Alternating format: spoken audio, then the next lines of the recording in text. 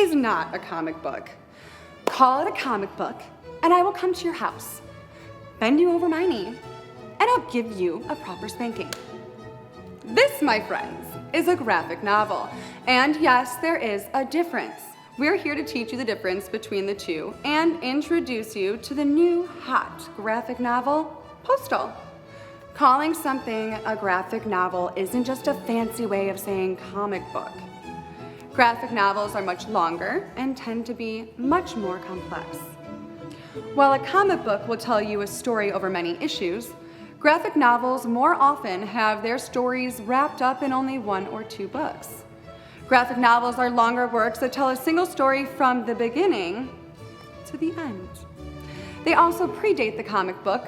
The first graphic novel ever published was the 1783 adaptation of Gottfried August Berger's Leonardo und Bladin.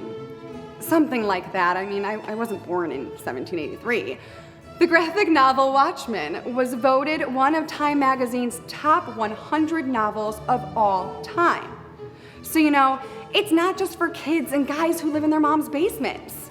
Do I look like a guy to you? Got it? Good. Now that we've got that out of the way, I want to tell you about Postal by Matt Hawkins, Bryan Hill, and wonderful art by Isaac Goodard. The basic idea of Postal is something worth checking out. It tells the story of Eden, Wyoming, a town where the most dangerous criminals are sent to live out the rest of their lives, like Atlantic City, without the buffets. This alone is a cool idea, but it's main character Mark that makes us really dig this graphic novel.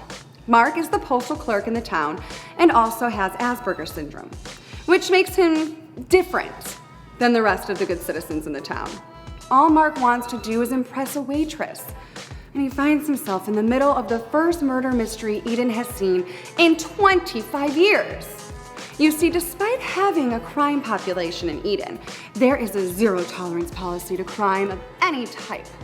Mark, as you can guess from the title, works at the postal office and knows more about the people in town because he gets to read through the damaged and torn mail in efforts to get to the right person. Because of his Asperger's, he is shy and afraid to share what he knows about the dark side of town. It's his unique perspective and inside look to Mark's thought process that makes Postal so good. It doesn't pander or play on stereotypes, but it gives us a unique perspective into the mind of a man who sees the world in a different way. Not bad, not wrong, just different. It's a great way to take an idea that can be scary and different to people and bring it to life. We love it. There's a lot more to Postal series, and we think it's pretty hot. Our friends at Image Comics have hit it out of the park with Postal. And if you want to dip your feet into the graphic novel world, Postal by Matt Hawkins and Bryan Hill is a great way to do it. Now you can find Postal on Amazon by clicking the link below. As far as you go, now that we're done here, I want you to follow us on Facebook, check out my behind-the-scenes photos on Instagram and Twitter, and subscribe to our YouTube channel. It takes a second, and you get to see a little bit more of me.